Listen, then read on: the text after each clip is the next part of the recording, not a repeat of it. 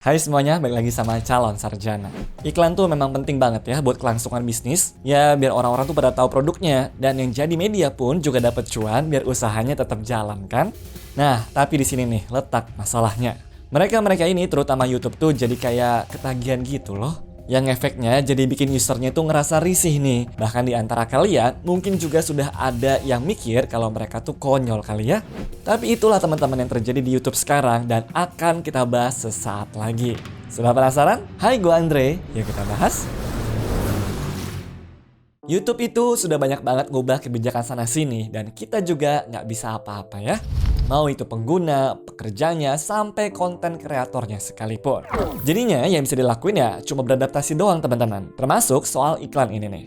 Ada halaman khusus dari Google yang isinya tuh ngebahas soal jenis-jenis iklannya mereka. Tapi ada dua tuh yang menarik. Pertama itu bagian yang bisa di skip, di mana mereka mencantumkan tidak ada batasan durasi. Gak tahu deh, apa kalian tuh pernah ngerasain kayak beginian apa kagak?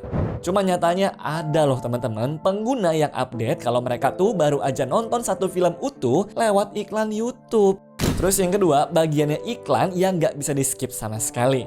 Katanya mereka tuh paling maksimum cuma 15 detik doang. Tapi nyatanya nggak juga kan? Malah banyak tuh yang bagiin kalau mereka pernah dapat belasan menit tanpa bisa di skip sama sekali. Padahal baru-baru ini aja waktu Apple tuh lagi gila-gilanya ngiklan, jujur kita sih ngerasa keganggu ya, walaupun itu cuma 30 detik. Karena masalahnya kan nggak bisa di skip sama sekali dan sering muncul juga. Tapi udah banyak sih memang kondisi yang ngeselin kayak begini. Karena dulu waktu YouTube tuh baru ada iklan sekitar tahun 2007-an. Ya awal-awal waktu yang dibutuhkan buat nunggu iklan ya cuma 6 detik doang. Itu pun bisa di skip lagi. Gak lama di tahun 2018 mulai deh tuh jadi ada double iklannya. Tapi setahun kemudian durasinya dinaikin tuh menjadi 15 detik. Dan puncaknya, ya iklan dengan durasi minimal setengah menit ini. Ya, tapi janjinya sih mereka tuh dikitin jeda iklannya. Tapi, apa kalian ngerasa kayak begitu? Kok gue sih enggak ya kalau jujur? Apalagi ya nonton YouTube-nya di TV tuh teman-teman. Kayaknya lebih sering deh ya nonton format 30 detik ini di masa uji coba yang sekarang kan? Ditambah ada iklan pendek lagi coba tuh. Ya ini semua kalau gue baca gara-gara YouTube tuh sekarang 70%-nya diputar di TV sih kalau berdasarkan data periklanan. Mana CEO perusahaan iklan sampai yakin loh kalau orang tuh bakal nontonin ini semuanya teman-teman. Kenapa? Karena alibinya dia ya sama aja kayak lagi nonton TV biasa kan?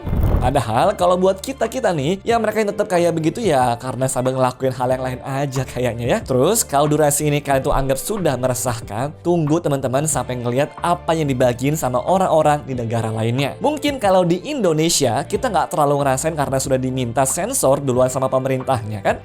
Tapi aslinya orang luar juga pada dibuat resah tuh karena di negara mereka muncul iklan-iklan yang nggak jelas teman-teman. Terlebih ada juga yang 17 plus-plusnya juga. Ya apa nggak khawatir tuh kalau tiba-tiba muncul pas anaknya lagi menonton video. Jadi kayak mau apapun iklannya bisa masuk aja gitu, terutama kalau jualannya justru game atau kuis lucu-lucuan. Padahal isi thumbnailnya ya jorok juga, biar orang tuh makin kepancing buat ngeklik dan masuk ke dalamnya. Seakan-akan orang YouTube tuh sekarang udah nggak peduli sama kualitas dari iklan itu sendiri teman-teman. Atau bahkan jadi kayak nggak ada timnya lagi yang mengawasi dan juga mengontrol semuanya kan. Walaupun YouTube ngebela diri kalau mereka tuh bakal menindak tegas semua yang melanggar aturannya. Tapi kalau dari pandangan konten kreator nih, kita ngelihatnya nggak kayak begitu ya. Di video yang kita buat kalau ada kalimat sensitif aja nih, tuh video udah pasti ngasih dolar kuning dan harus buru-buru diubah. Tapi begitu ngelihat iklan kayak begini, malah banyakan mereka yang nggak lulus sensornya deh perasaan. Bener nggak? Sama juga kayak AI yang kalau ada di dalam video, mesti ngasih tahu dan juga nambah kerjaan lagi. Tapi buat pengiklannya kok jauh lebih gampang ya. Nah, sekarang coba deh kalau kita tuh ngelihat kejadian apa yang lebih sering nongol di YouTube Indonesia. Ya sebenarnya sih teman-teman, yang banyak banget seliweran tuh iklan-iklan AI kayak begini kan. Bahkan hampir di semua video ada kali ya. Habisnya merekanya sendiri juga pakai AI loh. Bahkan manfaatin punyanya Google juga buat ngedeteksinya nih bagian mana di dalam sebuah video yang paling rame. Habis itu ya begitu pas lagi seru-serunya, gak lama kemudian ada iklan deh. Nyebelin banget kan? Bahkan yang parahnya Google juga ngebantu orang-orang yang pengen baru mau buat iklan dan taruh ke tempatnya buat dibikinin pakai AI-nya mereka tuh teman-teman. Ini tuh sebenarnya mereka tuh ngebangun ekosistem buat kreator dan juga wadah nyalurin video, apa malah lagi bikin akademi AI buat para pengiklan sih? Masalahnya yang iklan tuh kayak robot anjing ini nih, barangnya aja nggak ada sama sekali. Jadi apa yang dijual ya kalau bukan cuma cerita dongeng belaka? Kasiannya tuh kalau yang nggak ngerti apa-apa kayak orang tua atau anak kecil gitu loh. Bisa jadi mereka tuh malah ketipu mentah-mentah karena menganggap lucu dan main bayar begitu aja kan? Kayak yang Mr. Beast deh. Walaupun nggak berhubungan sama AI, tapi namanya pernah dipakai orang buat menipu supaya mereka bayar biar dapat hadiah gitu loh. Terus ada juga iklan yang gue lihat tuh nampilin bapak-bapak berotot dan ditanya gimana biar bisa menjadi seperti dia. Tapi sarannya nggak usah ngapa-ngapain dan juga meditasi doang. Wow, what's the secret to your amazing six-pack? Meditation. Wait, what? Kan nggak jelas ya. Kadang heran sih gue sama YouTube sendiri. Mereka tuh kenapa jadi turun kayak begini ya kualitasnya dibandingkan dengan dulu. Mendingan mah urusin deh tuh iklan-iklan tipuan yang banyak beredar sebelum orang yang kejebak makin banyak ya. Makanya salah satu jalan terbaik yang orang lakuin tuh ya pakai adblocks.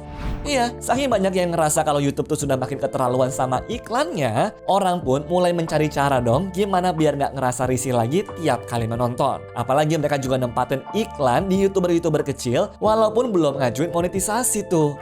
Ya sebagian dari kalian mungkin sudah pada pakai pemblokir iklan juga kali ya kalau nonton lewat komputer. Nah, belakangan kan YouTube tuh juga mulai galak nih ngelawan aplikasi pihak ketiga kali ini, terutama kayak di Google Chrome yang sudah mulai susah buat tidak terdeteksi lagi. Tapi nyatanya nggak cuma itu yang mereka lakukan teman-teman. Soalnya beberapa orang pun mulai curhat tuh kalau komputernya jadi lemot gara-gara pakai adblocks ini. Terutama pas mau buka, biasanya bakal dipersulit deh supaya kita ngerasa keganggu. Atau ada juga yang pas nge-skip videonya malah langsung loncat ke bagian akhir kalau penggunanya pakai adblocks. Sedangkan soal audio yang tiba-tiba di-mute sendiri sama YouTube-nya, ya jujur sih gue nggak pernah dengar keluhan itu dari teman-teman di sekitaran gue ya. Jadi kalau dilihat dari YouTube-nya sendiri, ya rasa-rasanya mereka tuh memang serius ngeberantas blokiran iklan itu deh. Karena kalau enggak, ya pendapatan mereka berkurang dong yang ada. Masalahnya memang harus banget nih sampai bikin komputernya itu lemot. Orang yang memang on budget banget uangnya teman-teman pasti bakal milih deh sebisa mungkin buat nggak beli YouTube Premium dan malah mencari aplikasi yang bisa blokir iklannya. Tapi ada juga nih teori yang bilang kalau banyaknya iklan sampai puluhan menit atau jam-jaman itu mungkin juga karena ulahnya YouTube buat ngelawan orang yang pakai adblocks dan mereka pengen nyulitin hidup penggunanya sampai akhirnya kapok juga. Terus kalau ada yang ngerasa kok konten di YouTube makin lama kualitasnya tambah jelek sih padahal udah pilih paling tinggi di luar pilihan premium. Maka kabarnya nih pengaruh kayak begitu gara-gara bitrate yang diturunin sama YouTube di semua videonya. Jadi kalau mau kualitas tuh yang lebih normal dan juga nggak buram ataupun pecah nih, ya terpaksa harus pakai premium. Nah pertanyaannya, kalau memang sudah benar-benar nggak bisa diakalin lagi, apa YouTube mampu tuh yakinin kita kalau penawarannya tuh menarik? Menurut gue agak susah ya. Kalau emang mereka yang dari awal nggak mau ambil premium, kayaknya tetap bakal lebih milih buat ngerelain nunggu iklan dan nggak sering-sering nonton YouTube lagi sih daripada harus langganan yang nggak penting. Bener nggak? Coba ya kalian tulis pendapat teman-teman di kolom komentar di bawah ini. So segitu dulu teman-teman untuk video kali ini. Sampai jumpa lagi di video-video selanjutnya. Bye bye. Anyways, cukup sampai di sini ya guys video hari ini. Sampai jumpa di video selanjutnya. Dah.